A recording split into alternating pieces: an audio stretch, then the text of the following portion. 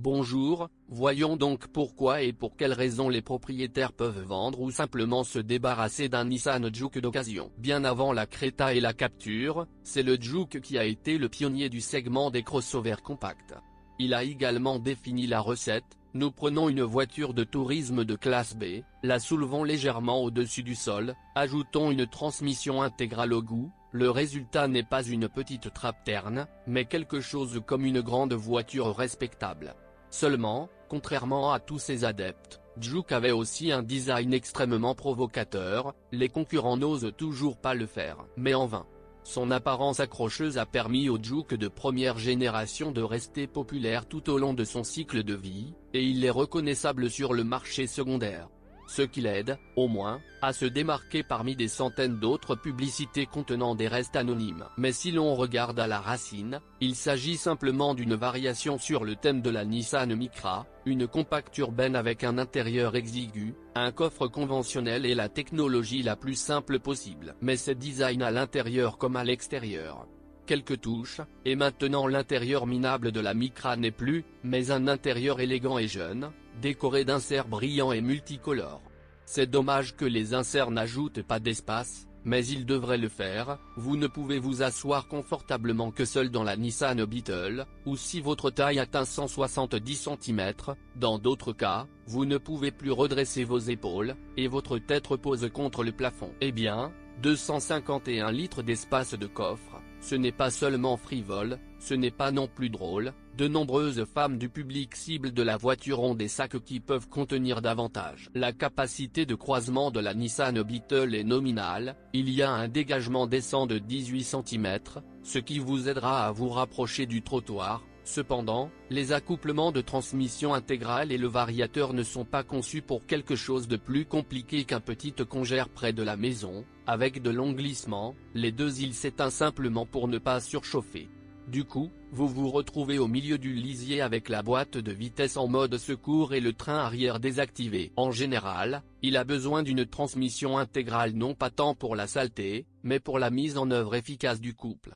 C'est pourquoi le système 4x4 n'est disponible que dans les versions haut de gamme, sur des moteurs à partir de 190 chevaux. Et le joyau de la couronne ici est, bien sûr, la version Nismo chargée, qui vaut la peine d'être recherchée en premier si vous recherchez un Juke à traction intégrale. Là, le moteur est boosté au maximum, 200 chevaux, et le design est poussé au même maximum, avec un diffuseur de course à l'arrière et une jupe de pare-choc avant massive. Mais c'est une rareté. La plupart du temps, bien sûr, il existe des vehicles à traction unique avec un moteur atmosphérique de 1,6 litres développant 117 chevaux. Le même a récemment été installé sur la Lada X-Ray, vous comprenez donc. Autrement dit, il est aussi ennuyeux que possible en termes de dynamique, mais en raison de sa prévalence, il est très facile à entretenir. Des consommables et des pièces de rechange sont disponibles à chaque coin de n'importe quel centre régional. Les transmissions sont manuelles ou CVT. De plus, sur les versions à transmission intégrale, il n'y a pas d'alternative à la CVT, même dans la version Nismo chargée. Si vous voulez à la fois puissance et transmission intégrale, acceptez la nature visqueuse d'une voiture CVT. Et aussi avec des étiquettes de prix pour les grosses réparations. En plus des conditions exiguës déjà mentionnées et de la pauvreté de finition à peine déguisée, le Nissan Juke dispose également d'une CVT Jatco. Il y a des cas, beaucoup de cas, où ces caisses sont rendues lames après 120 000 km. Les versions à transmission intégrale ont une conception CVT légèrement différente, pour un couple d'entrée plus élevé, mais elle est également douce. Et pourquoi tout ? Et tout cela parce que le fabricant ne réglemente pas le remplacement de l'huile dans la boîte, c'est ce qu'ils écrivent dans le manuel, rempli pendant toute la durée de vie. Et si vous lisez plus loin le manuel, il indique que la durée de vie de la voiture est de 120 000 km.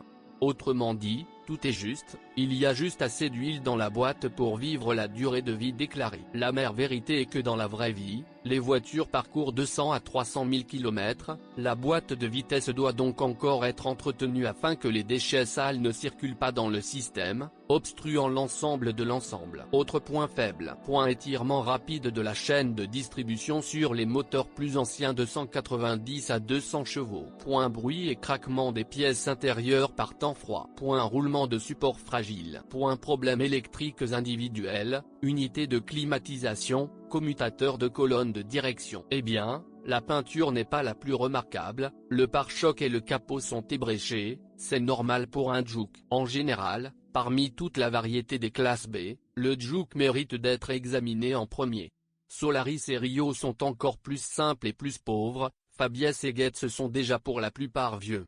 Et voici une année fraîche pour le même prix, compacte, belle et relativement peu coûteuse à entretenir, si ce n'est une CVT.